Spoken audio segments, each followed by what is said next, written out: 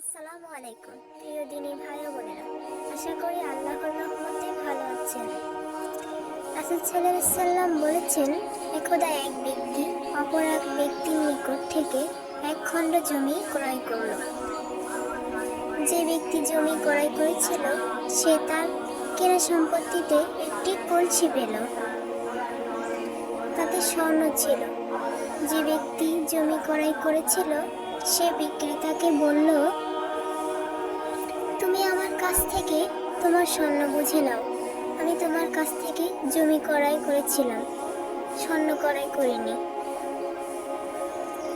তখন যে ব্যক্তির সম্পত্তি বিক্রি করেছিল সে বলল, আমি তোমার কাছে জমি এবং জমির মধ্যে যা কিছু আছে সবই বিক্রি করেছি।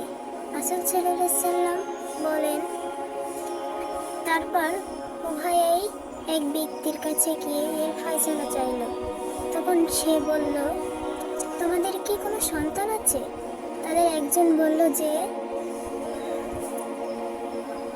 আমার একটি ছেলে আছে, এবং অপরজন বলল, আমার একটি মেয়ে আছে। তখন তিনি বললেন, তোমার ছেলেটিকে তার মেয়েটির সাথে বিয়ে দাও, এবং এ উপলক্ষে তোমরা তোমাদের উপর তা ব্যয় করো এবং এ থেকে সাদাকা